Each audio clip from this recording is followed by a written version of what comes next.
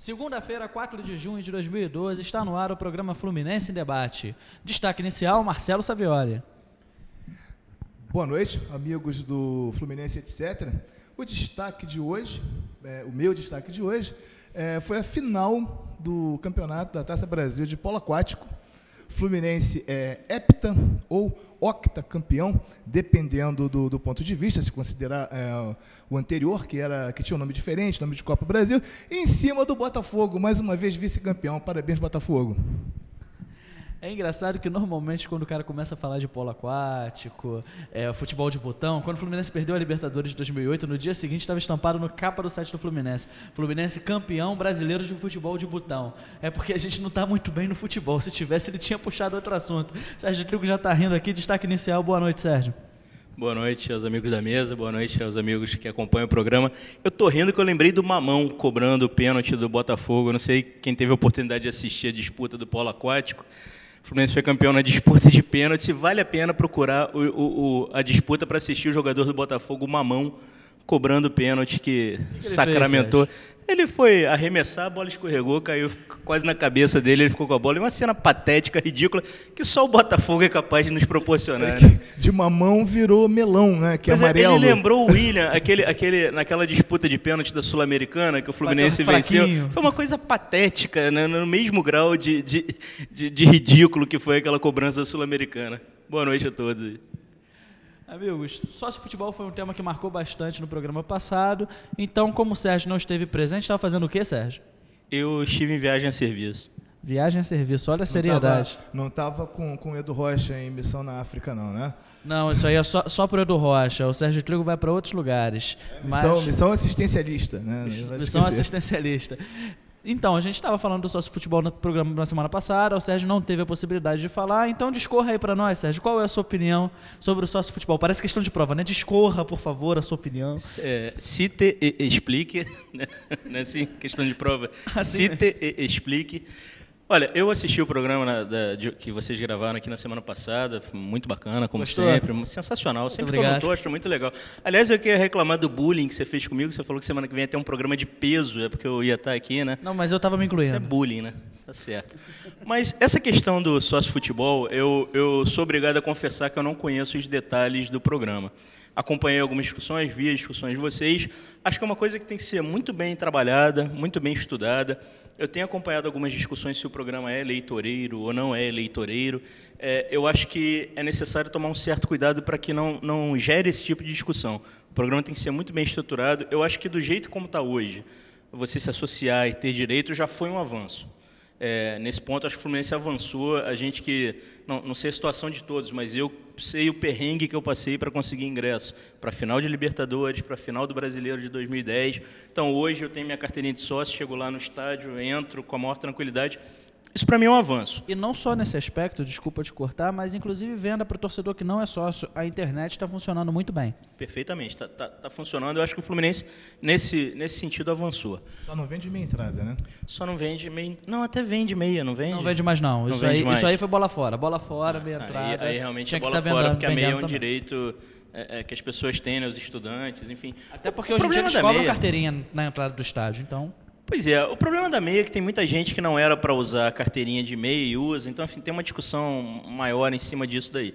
Agora, a questão do sócio-futebol, eu acho que o ponto crucial aí, na verdade, é o que ele vai ter direito, né, a que ele terá direito e a que preço.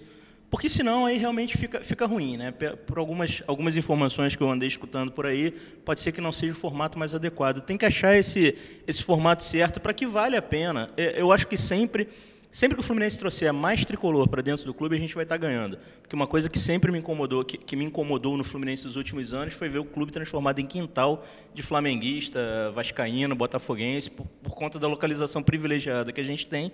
Né? A gente atrai ali aquele pessoal que mora por ali, eu morei por ali minha vida inteira, então eu sei que essas pessoas frequentam clubes, edifícios que não tem playground, vai todo mundo para dentro do Fluminense. Isso é ruim para a gente.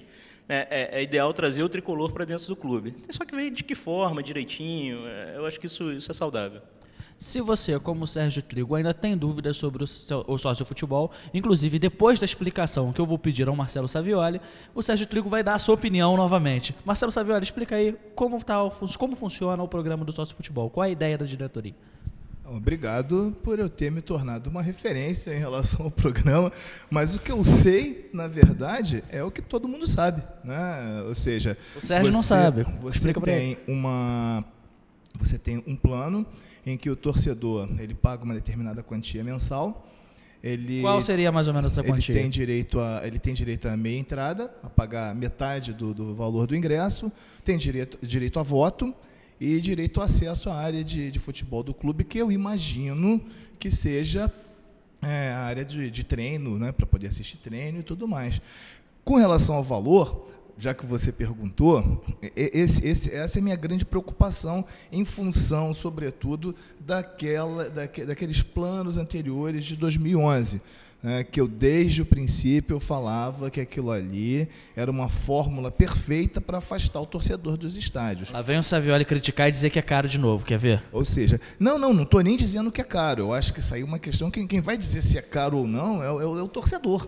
Né? É o público-alvo, é o cliente. Né? Ele vai dizer se é caro ou se não é. Agora, uma coisa que a gente não pode nunca deixar de levar em conta é que não adianta você brigar contra o mercado. Né? Se o mercado está dizendo, olha, eu pago tanto, não adianta você querer botar tanto mais X, porque você vai perder cliente.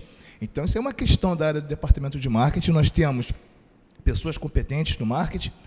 Nós temos o Edelhoff, é um homem, né, que é o vice-presidente de marketing do Fluminense. Ele é um homem de estratégia, um homem de planejamento. Inclusive, ele deu uma declaração que não era sobre esse assunto, mas ele enfatizou esse aspecto, né, da gestão dele no marketing, que nós procuramos nos antecipar aos problemas, ou seja, não criar o problema para depois, né, você combater.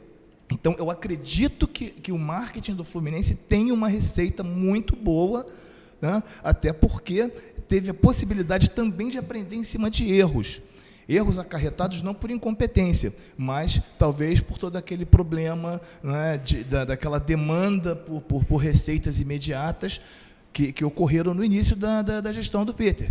Né? Ou seja, talvez a decisão do marketing não tenha sido uma decisão tão estratégica, tão bem embasada, até porque estava no começo da gestão, e mais orientada para, assim, gerar essas receitas, no que acabou sendo bem sucedida. Né? Tanto que o Fluminense fechou o primeiro trimestre de 2011 no azul.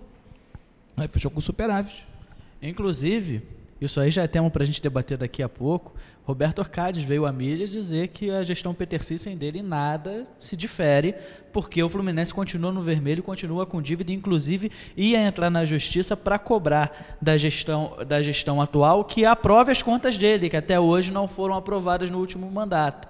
Enfim, é um tema que está se alongando aí, e inclusive o próprio Peter já disse que não quer nem falar mais sobre isso, que isso é uma questão do passado. Ele fica irritado, o Peter fica irritado quando toca nesse assunto. Mas, continuando o sócio-futebol, a pergunta que se faz... Só fazendo uma parte em relação a isso, porque eu prometi aos leitores da minha coluna, do Fluminense, etc., que eu ia me debruçar sobre esses números do balanço, e infelizmente eu não consegui fazer ainda, né, porque a agenda está meio sobrecarregada. Cobrem. Mas eu vou ver essa semana, eu vou ler o balanço.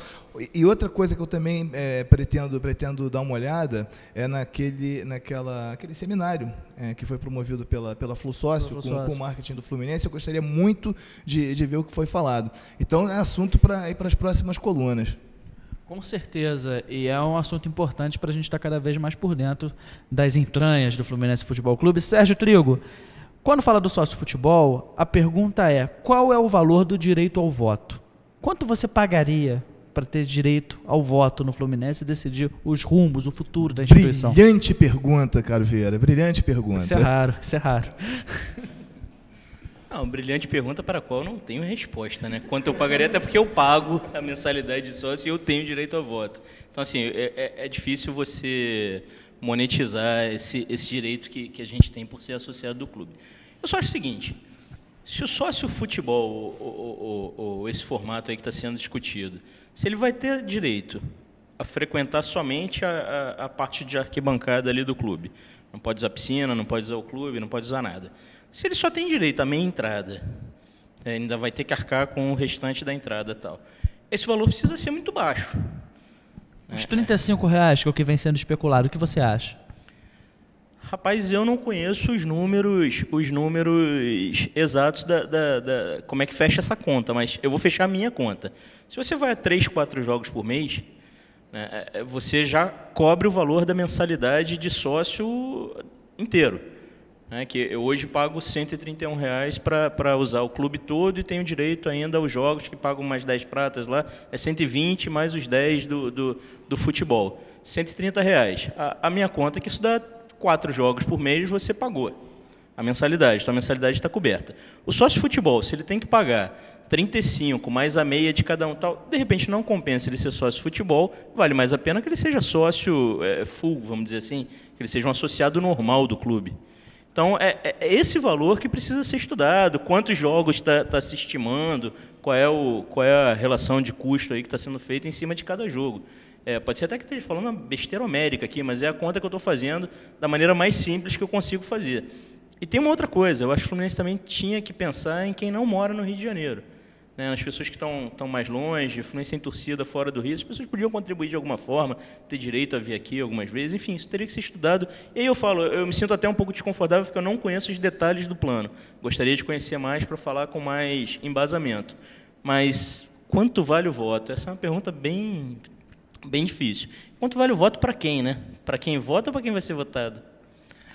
Boa pergunta que eu já encaminho direto ao Savioli. Olha, do ponto de vista de quem vai ser votado, eu não sei. Mas do ponto de vista de quem vota, eu acho que o cliente, né, para cada um, isso tem um valor. Né? Para alguns, ter direito a voto, né, é uma coisa que tem um valor enorme. O cara ele quer participar da política. Outros não estão interessados nisso. E a gente tem que respeitar.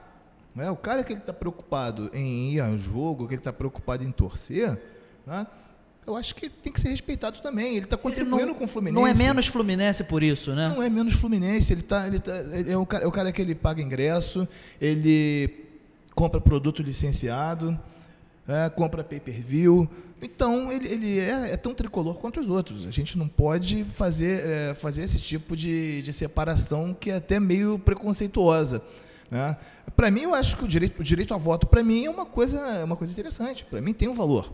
Né? Tanto que eu entrei de sócio no Fluminense nesse plano atual. Agora, eu acho que a gente podia pensar também na possibilidade de, inclusive isso, o próprio presidente do Fluminense, quando candidato, falava em ter uma coisa customizada, ou seja, ter vários planos diferentes. Você pode ter um plano futebol com direito a sócio, um plano futebol com direito a voto. A sócio ele vai ser, eu te garanto. Pois é, um plano futebol sem direito a voto mais barato. É uma possibilidade. Mas aí é o que eu falei com a palavra do departamento de marketing. Eu repito que ali tem pessoas capacitadas, pessoas que trabalham em cima de planejamento, né, pessoas que certamente trabalham em cima de pesquisas e que, com certeza, têm dados muito melhores do que os nossos. É isso aí. E quando a gente fala do mais tricolor, do menos tricolor, esse é um debate que se estende até para as arquibancadas, né? Que é o torcedor que canta, o torcedor que fica sentado, um acha que tem mais direito que o outro. Gente, todo mundo fluminense está vestindo a mesma camisa, então a gente tem que respeitar as diferenças e saber lidar num ambiente público. Senão, gente, não existe a menor condição. O Fluminense Debate volta já para o segundo bloco, no qual nós debateremos outros assuntos. Está esgotado o assunto sócio-futebol no Fluminense.